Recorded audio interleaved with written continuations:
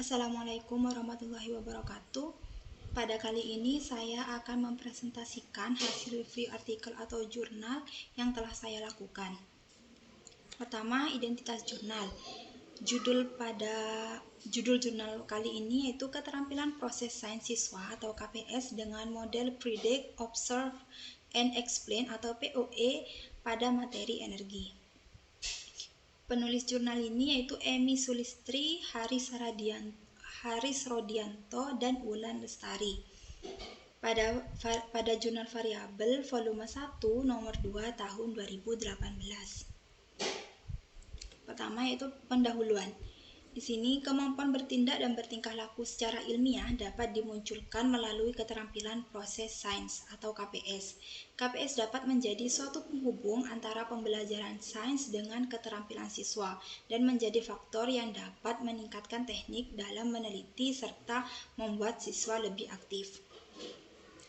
Kemudian hasil tes prariset berindikator KPS yang diberikan kepada 30 siswa di salah satu SMP negeri Kota Singkawang memberikan informasi bahwa terdapat 75% siswa mendapatkan nilai rata-rata di bawah KKM yaitu 75. Jelas nilai tersebut dikatakan bahwa keterampilan proses sains siswa sangat rendah. Berdasarkan observasi peneliti dan hasil wawancara beberapa siswa, rendahnya keterampilan proses sains ini disebabkan pembelajaran yang digunakan guru hanya bersifat informatif, yaitu menggunakan metode ceramah. Berdasarkan hal tersebut, maka dibutuhkan salah satu model pembelajaran yang mampu meningkatkan keterampilan proses sains siswa, dan pembelajaran tersebut harus melibatkan siswa secara langsung. Model POE merupakan pembelajaran yang melibatkan siswa secara aktif dalam proses pembelajaran dan siswa dapat mengembangkan dan menggali lebih luas keterampilan proses sains. Menurut Ibrahim tahun 2012 menyatakan bahwa dengan menerapkan model POE, siswa memprediksi bila sesuatu dilakukan, diminta melakukan observasi, dan selanjutnya siswa dibimbing untuk merumuskan penjelasan terhadap hasil pengamatannya.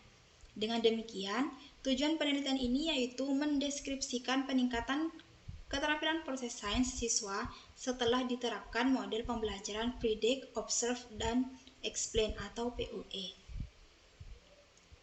Selanjutnya, metode penelitian. Di sini terdapat jenis penelitian yang digunakan yaitu jenis penelitian kuantitatif dengan menggunakan metode pre-eksperimental design dengan desain one group, pre-test, post-test design.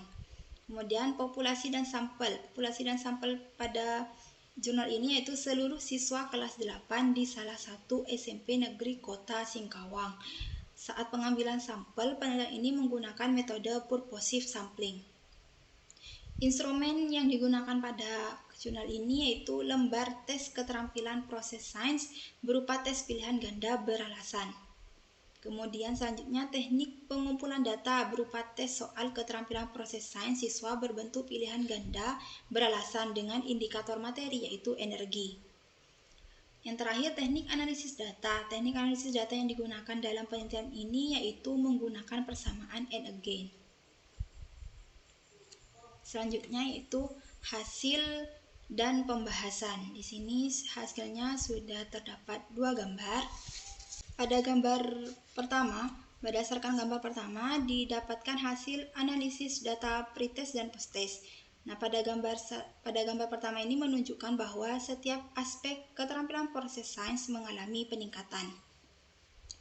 Kemudian selanjutnya gambar kedua menunjukkan bahwa aspek memprediksi yang dilatihkan pada tahap predict pada model pembelajaran mengalami peningkatan sebesar 0,44 dengan kategori sedang, dan aspek mengajukan hipotesis sebesar 0,40 dengan kategori sedang juga. Selanjutnya, aspek mengamati, merencanakan percobaan, dan berkomunikasi dilatihkan pada tahap observe dengan kategori sedang untuk aspek mengamati dengan peningkatan sebesar 0,63. Selanjutnya, pada aspek merencanakan percobaan mengalami peningkatan sebesar 0,69 dengan kategori sedang, dan pada aspek berkomunikasi peningkatannya sebesar 0,41 dengan kategori sedang. Pada tahap akhir yaitu pada tahap explain, aspek yang dilatih yaitu aspek mengelompokkan dengan peningkatan sebesar 0,49 dalam kategori sedang, dan pada aspek menafsirkan mengalami peningkatan sebesar 0,35 dengan kategori sedang juga. Selanjutnya, pembahasan selanjutnya yaitu dari analisis hasil tes KPS didapatkan siswa mengalami peningkatan KPS sebesar 0,4 dari seluruh indikator KPS dengan kategori sedang setelah diterapkannya pembelajaran POE. Kategori sedang ini diperoleh dari hasil masing-masing aspek keterampilan proses sains yang telah dirata-ratakan.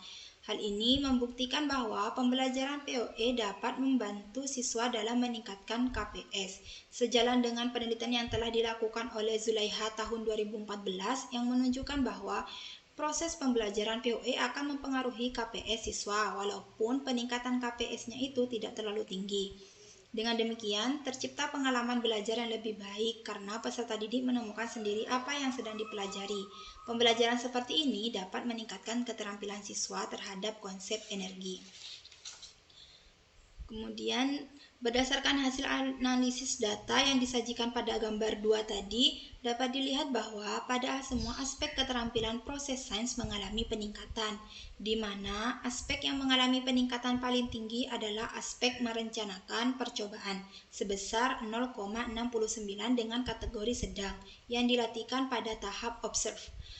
Tingginya peningkatan KPS pada aspek merencanakan percobaan dikarenakan siswa sudah mampu melakukan keterampilan dengan merancang sebuah percobaan dan melakukan percobaan yang membuat siswa antusias, dan siswa dapat menguji langsung teori yang telah disampaikan.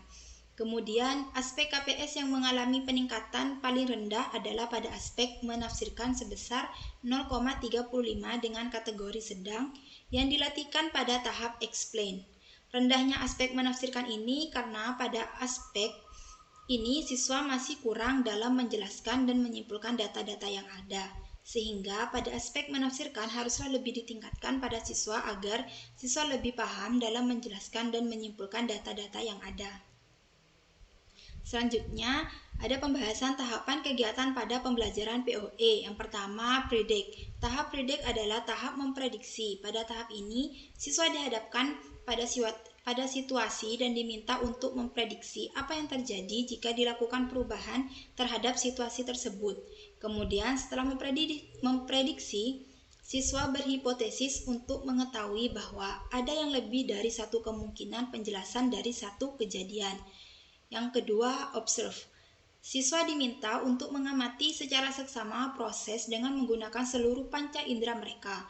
Kegiatan pengamatan ini dapat dilakukan dengan merencanakan percobaan dan menggunakan alat dan bahan untuk melakukan sebuah eksperimen. Hasil pengamatannya kemudian dituliskan pada papan tulis atau lembar kerja yang sudah disediakan dan menjelaskan hasil percobaan yang didapat. Hal ini terdapat pada aspek berkomunikasi. Yang terakhir, tahap explain. Pada tahap ini, siswa merundingkan prediksi dan pengamatan mereka.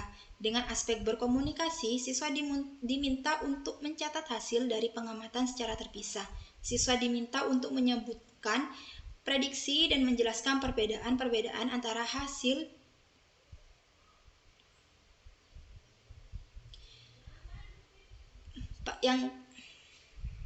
tahap yang terakhir yaitu explain. Pada tahap ini, siswa merundingkan prediksi dan pengamatan mereka.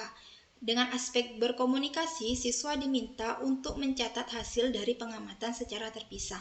Siswa diminta untuk menyebutkan prediksi dan menjelaskan perbedaan-perbedaan antara hasil yang mereka harapkan dengan apa yang sesungguhnya terjadi. Kemudian, siswa menyimpulkan hasil data percobaan yang telah dilakukan, termasuk ke dalam aspek menafsirkan. Tugas guru selanjutnya yaitu memberikan komitmen untuk menyamakan dengan apa yang mereka harapkan. Selanjutnya di sini yaitu kesimpulan. Berdasarkan analisis yang dilakukan, penelitian ini dapat disimpulkan bahwa model POE dapat dijadikan model pembelajaran alternatif untuk meningkatkan keterampilan proses sains atau KPS siswa pada materi energi di kelas 8. Secara khusus juga diperoleh bahwa indikator KPS merencanakan percobaan mengalami peningkatan paling tinggi yaitu sebesar 0,69 dan indikator KPS menafsirkan mengalami peningkatan paling rendah di antara indikator KPS yang dilatihkan peneliti yaitu sebesar 0,35 dengan kategori sedang.